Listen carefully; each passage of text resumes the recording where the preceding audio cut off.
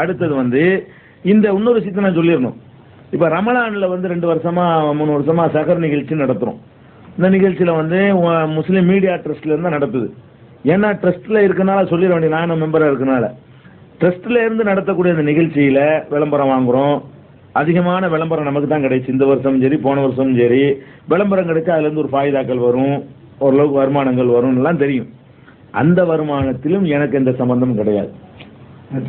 ஆமா, 30 நாளைக்கு நம்ம நடத்துறோமே, இதை நான் பிசினஸ் பண்ண நினைத்தால் இந்த சகர் நிகழ்ச்சியை முஸ்லீம் மீடியா ட்ரஸ்ட் நானா அந்த வார்த்தையை போடுறதுனால தான் அதுக்கு அந்த காசு போகுது.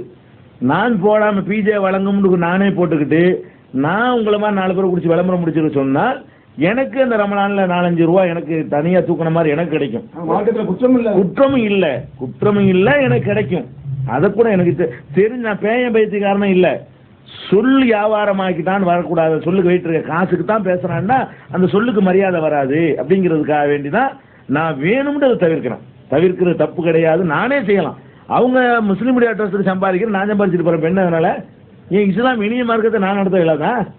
நான் போய் கேட்ட விளம்பரம் தரமாட்டாங்களா? தருவாங்கல்ல. நான் ஏன் அதை நானே நடத்திடக்கூடாது, என்னுடைய இதை ஆக்கிடக்கூடாது? நான் அது விரும்பலை. ஏன் விரும்பலைன்னு கேட்டான், கேட்டுக்கிட்டு இருப்பான் எல்லாம் காசுங்க, காசு சும்மா ஒரு சொல்லுக்கும் காசு, ஒரு வார்த்தைக்கு பணமாக்கும் தெரிஞ்சுக்கிறேன்னு. அப்போ அந்த சொல்லுக்கு ஒரு மரியாதை இருக்காது. அப்போ நானும் காசுக்கு விளையிற மாதிரிலாம் வந்துடும்.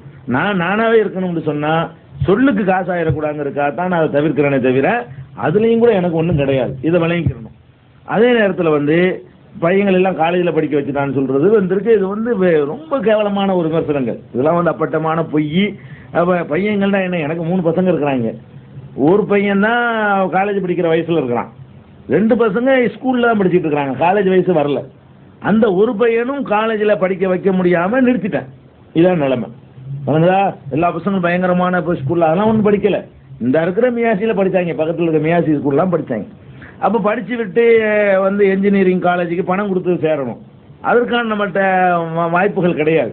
அதுக்கு பாலிடெக்னிக்கில் விட்டோம். அதுவும் சரி வரல, ரொம்ப தூரமாக இருக்குன்னு சொல்லிவிட்டு பக்கத்தில் கிடைக்கல. அப்போ நிறுத்தியாச்சு. நம்மளோட சேர்ந்து தொழில் பண்ணிட்டு இருக்கிறான். வழங்குதா? இதுதானே தவிர காலேஜில் படிக்க வைக்கிறான், காரில் தான் பிள்ளைகளை அனுப்புகிறாங்கிறதுலாம் அப்பட்டமான பொய். ஆஃபீஸுக்கு இந்த வர்றாங்க, நடந்தான் வந்துட்டு இருக்கோம். இன்னைக்கு வரைக்கும் அவ்வளோ தொலைவில் இருக்கு. பாதி பிராட்வே நெருக்கி நம்ம வீடு இருக்குன்னா அங்கே நடந்து வந்துட்டு இருக்கிறேன். வாழ்க்கை எப்படி தான் ஓடுதுன்னா நான் யாரும் ஏமாத்தலை. எனக்கு 1000 தொழில் தெரியும். எனக்கு பொறுத்த வரைக்கும் எந்த ஒரு துறையிலையுமே நான் வந்து வெக்கம் இல்லாமல் செய்வேன், இறங்குவேன். சென்னையில் மதுரையில் இருக்கும் பொழுது நம்ம ப்ரெஸ் வச்சுருந்தோம். ப்ரெஸ்ஸுன்னு மிஷினை வாங்கணும். மிஷின்னா என்னன்னு எனக்கு தெரியாது. ஓட்டுவீங்க. அதுக்கப்புறம் நானே மிஷின் ஓட்டுவேன். வாங்கும்போது ஒன்றும் தெரியாது. மிஷினை நானே ஓட்டுவேன், நானே கட்டிங் பண்ணுவேன், நானே பெயிண்டிங் பண்ணுவேன், நானே கம்போஸ் பண்ணுவேன், நானே மிஷினை கழட்டி ரிப்பேர் பண்ணுவேன்.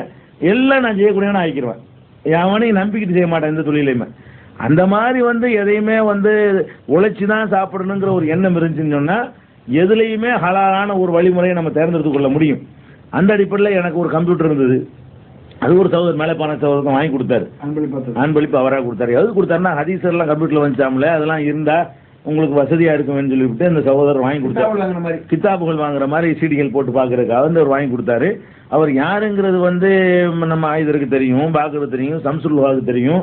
அவர் சொல்வதை விரும்ப மாட்டாங்கிறதுக்காக ஆளை சொல்லலை. சும்மா வச்சு ஒரு ஆள் வாங்கி கொடுத்தாருன்னு சொல்லக்கூடாது, எல்லாருக்கும் தெரியும். அதை 50 பேரும் சொல்ல வேண்டிய ஒரு ஆள் வாங்கி கொடுத்தாரு. ஒரு கம்ப்யூட்டர் வச்சுக்கிறேங்க, ஹதீஸ் பார்க்குறது வச்சுக்கிறேங்கன்ட்டு. நான் கிதாபு தொடர்பான யாருக்கும் வாங்கிக்கிறேன். இதெல்லாம் இந்த காலத்தில் கம்ப்யூட்டர்லாம் கிதாப் மாதிரி உள்ளது. சாஃப்ட்வேர் கேட்பேன், கிதாபுகள் உரிமையோட என்ன வேணும்னு கேட்டால் கிதாபு தாங்கன்னு கேட்பேன். எல்லாரையும் கேட்க மாட்டேன். ரொம்ப அந்த காலத்துலேருந்து கேட்பேன், கிதாபு கேட்பேன். அவங்களாம் என்ன வேணும்னு கேட்டால் கேட்பேன். அதுவும் ஆள் பார்த்து தான் கேட்பேன்.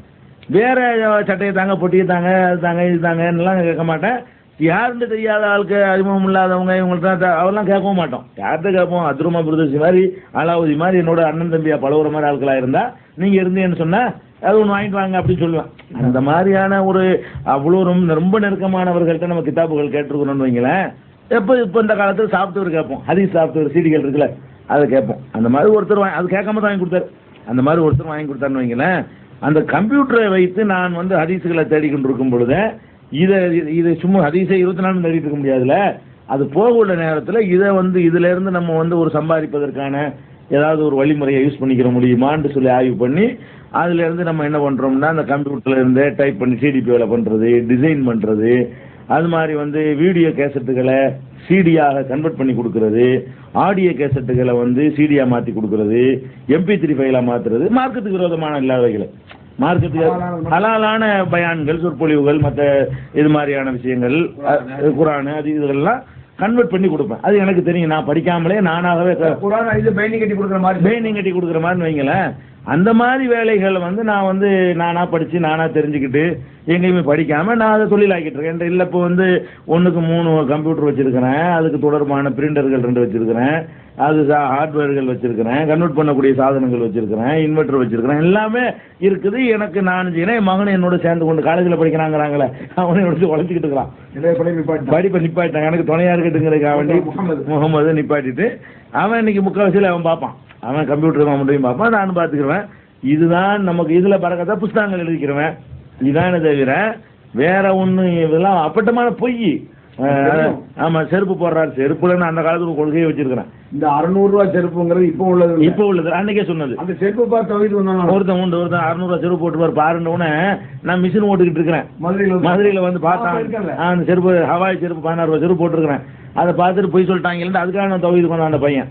அப்ப அந்த மாதிரி எல்லாம் விமர்சனம் அன்னைக்கு நடக்குது. நான் எந்த காலத்திலயுமே செருப்பு 100 ரூபாய்க்கு மேல போட மாட்டேன். இன்னைக்கு உள்ள மதிப்புக்கு 100 ரூபாய் 200 ரூபாய் செருப்பு ஒருத்தர் அன்பளிப்பா கொடுத்தா கூட அடுத்த ஆள் கொடுத்துருவேன். செருப்புங்கிற காலில் ஒரு முதிக்கு 100 ரூபான்னு சொல்லிட்டு அப்படி கொள்கையில உள்ள ஆளு. ஆமா, இப்போ எத்தனையோ வருஷமாச்சு வாட்சி கூட கட்டுறது கிடையாது. சிலர்லாம் அதுதான் தேவையில்லைங்கிற அடிப்படையில் போயிட்டு இருக்கேன். வாங்கி கட்டு 100 ரூபாய்க்கு வாங்கி அன்னைக்கு வாட்சி பெரிய காசு இல்லை பிரச்சனை.